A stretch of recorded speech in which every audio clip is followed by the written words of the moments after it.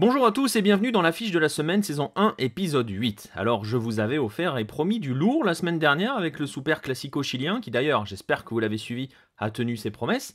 Cette semaine on va franchir un palier supplémentaire, ouais c'est possible, en se rendant en Uruguay, car ce dimanche à 21 h heure française, le Peñarol accueille le Nacional au Centenario. Alors je vous avais dit qu'on franchissait un palier, vous allez voir que c'est clairement le cas parce que ce Classico là, au-delà du simple fait d'être le plus vieux du monde en dehors du Royaume-Uni, il est tout simplement le plus grand d'Amérique du Sud, ne serait-ce que par l'impact historique de ces deux clubs.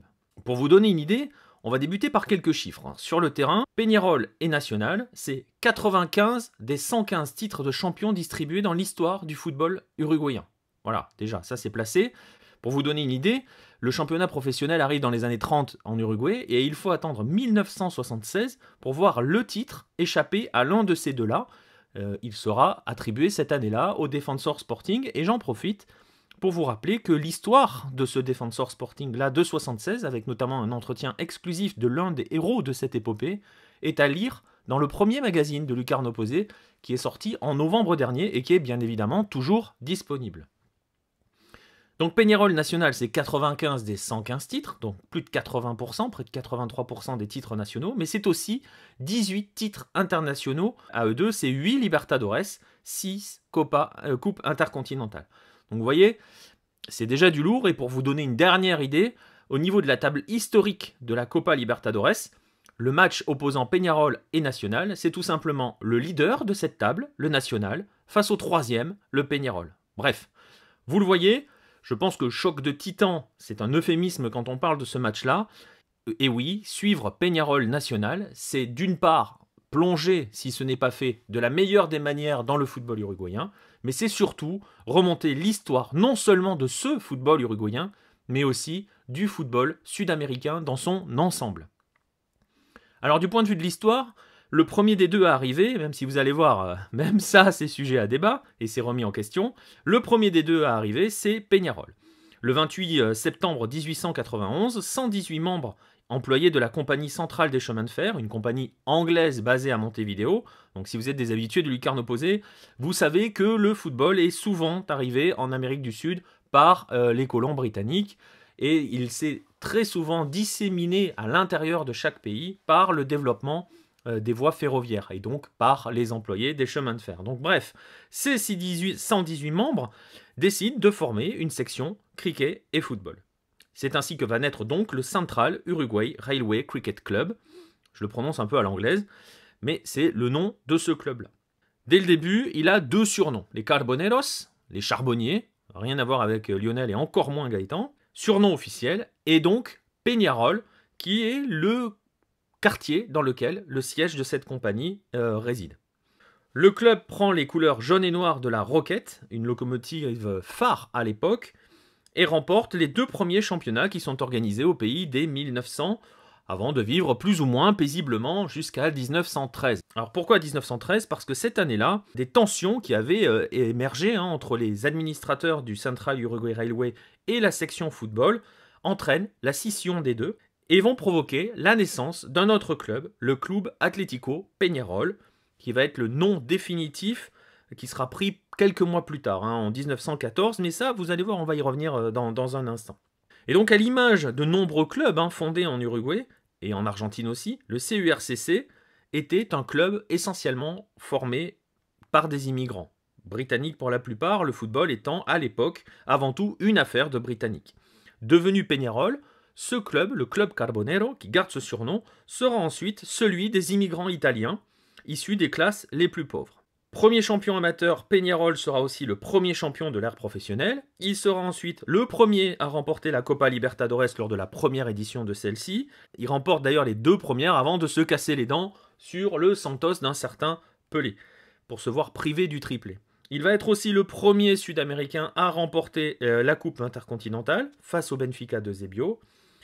Et ce club, à l'époque, là, comporte des joueurs qui sont restés rentrés dans l'histoire, dont le formidable duo Juan Roya, Alberto Spencer, et bref, marche sur les années 60.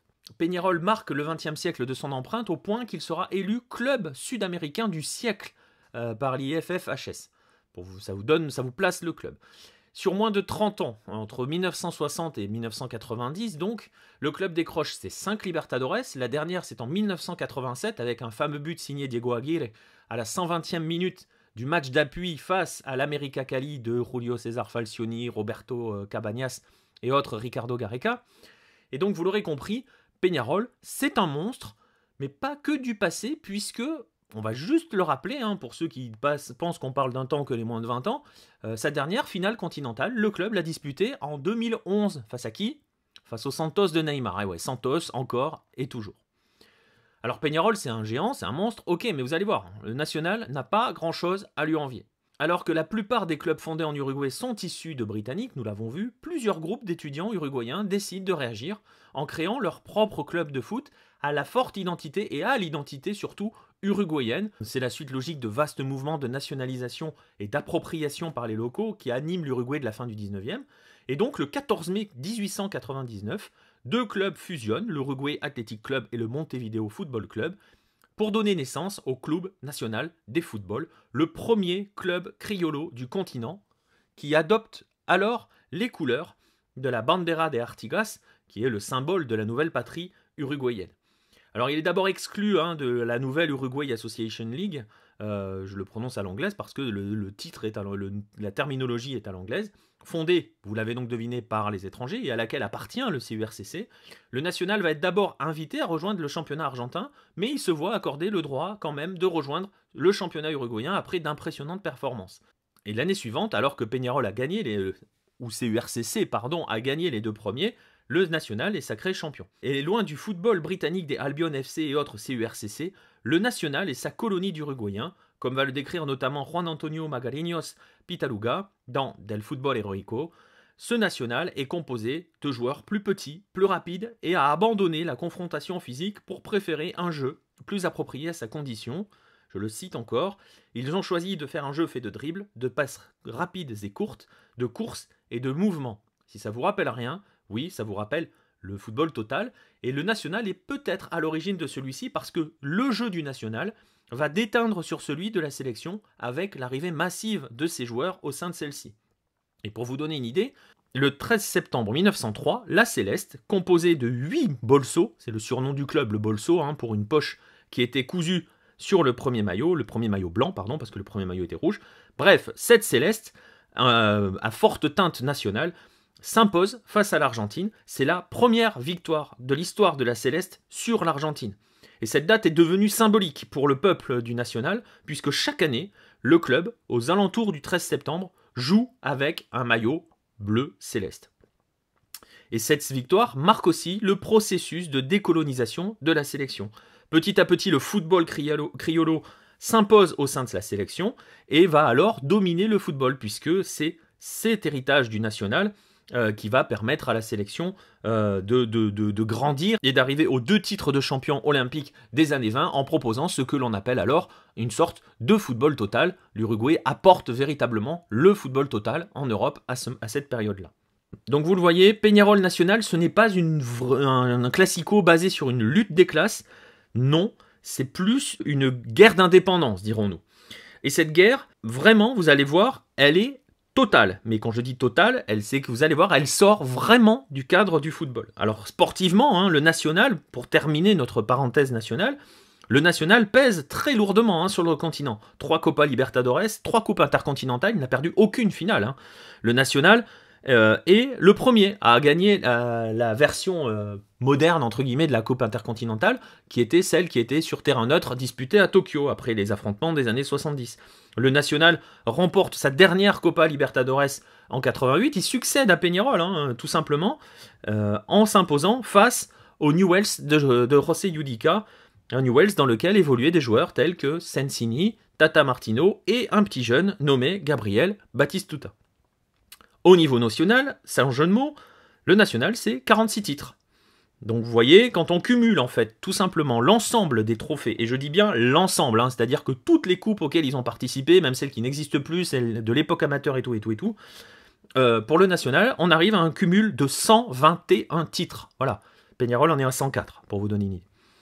Donc vous comprenez que dans le cas qui nous intéresse cette semaine, la notion de géant n'est clairement pas usurpée ni pour l'un ni pour l'autre.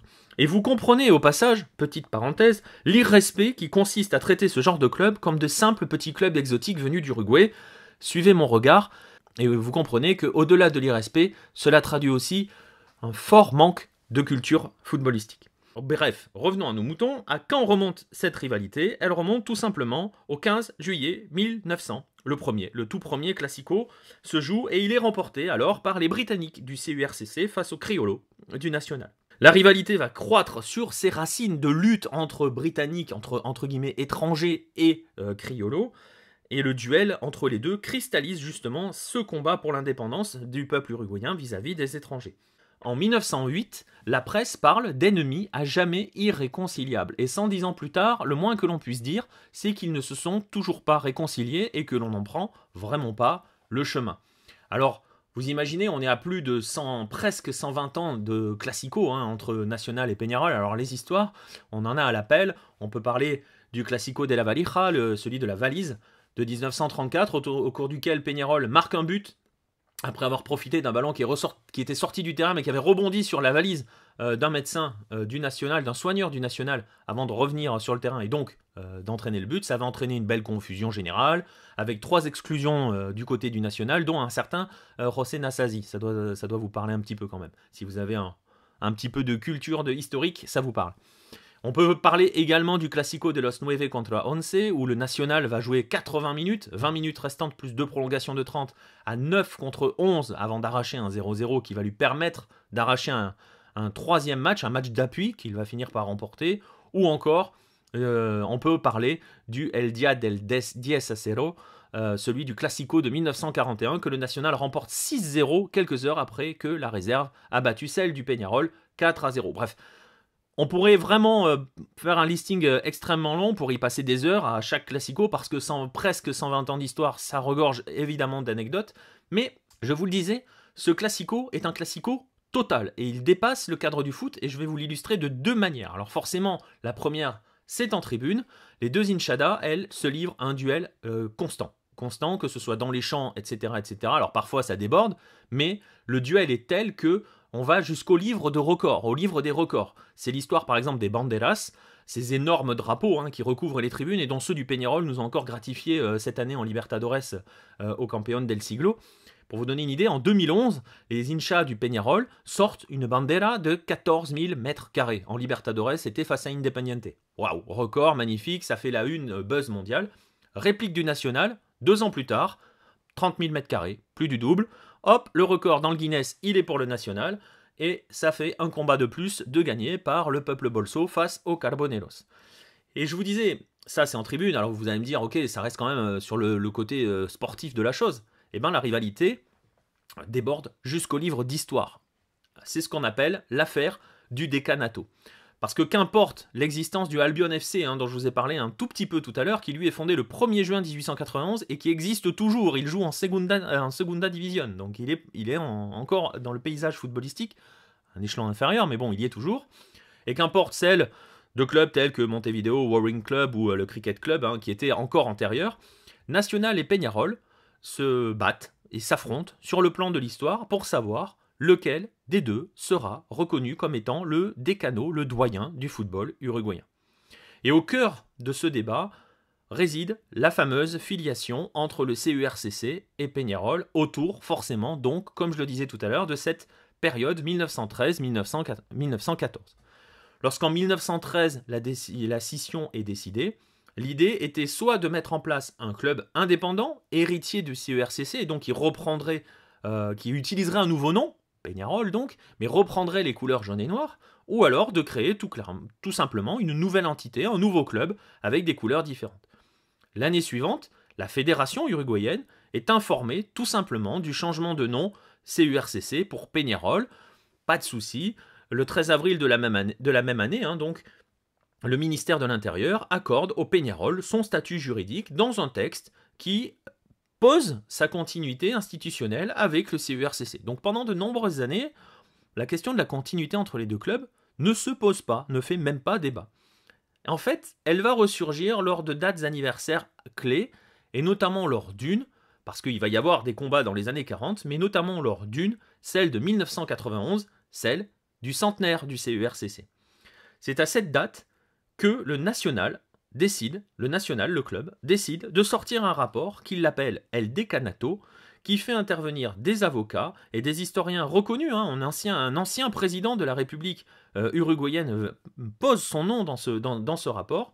Un rapport qui vise à démontrer que CURCC et Peñarol sont deux entités différentes. La réponse du Peñarol, forcément, et de ses partisans, elle ne va pas tarder.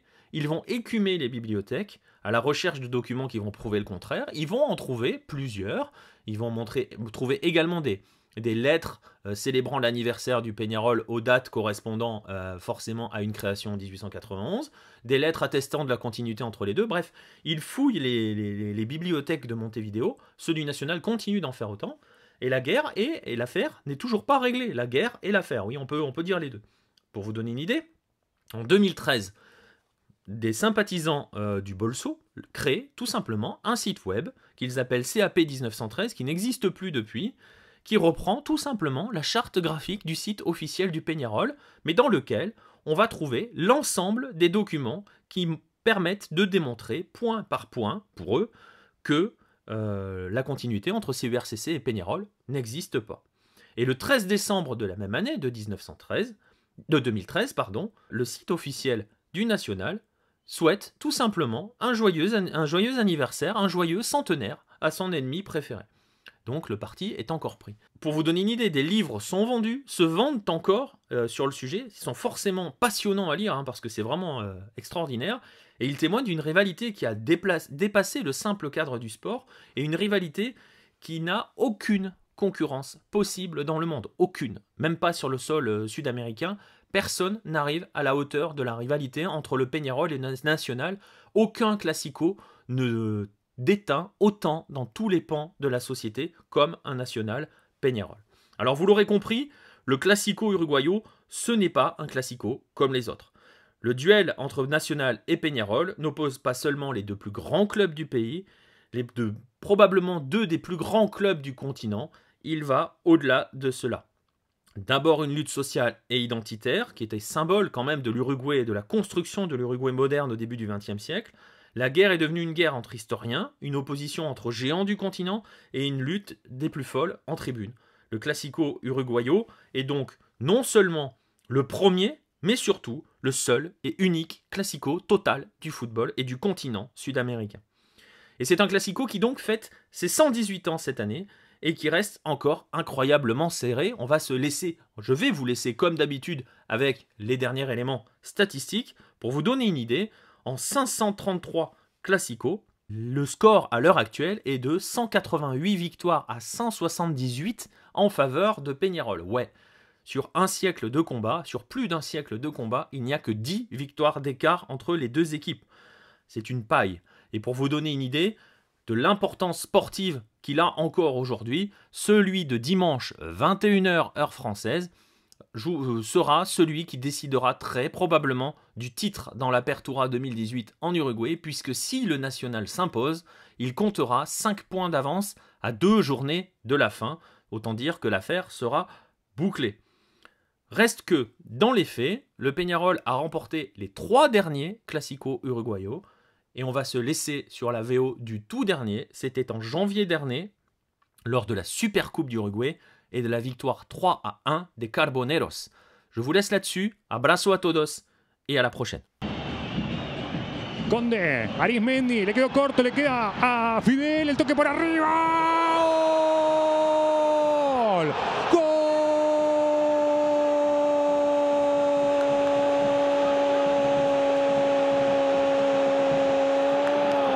De Peñarol, aparece la alegría carbonera. Fidel Martínez para romper el cero, el amanecer del partido. El error, el desorden entre Conde y Arismendi. Lo aprovecha el delantero, lo aprovecha el 9. Pasa a ganar Peñarol 1-0.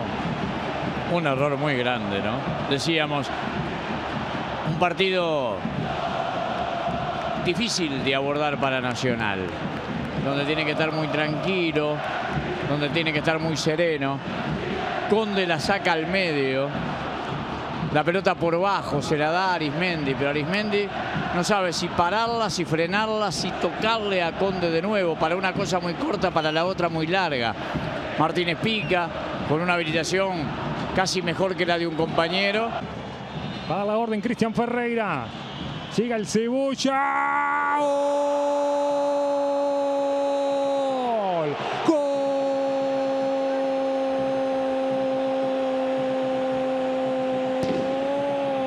De Peñarol, el Cebolla Rodríguez de penal. El mérito de Canovio en fabricar la jugada y ahora es del Cebolla. El toca atrás. Hernández. La cambia Hernández para Canovio. La bajan con la cabeza. ¡Gol! Maxi. ¡Gol!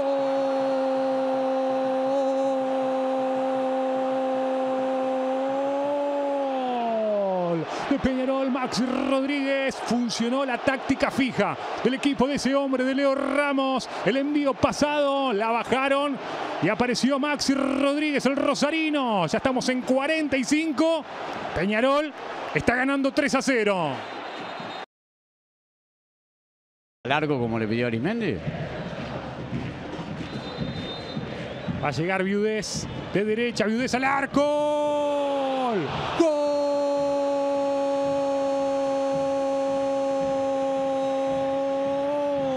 De Nacional, Viudés de pelota quieta, de balón detenido. Aparece el tanto del descuento del equipo del Cacique.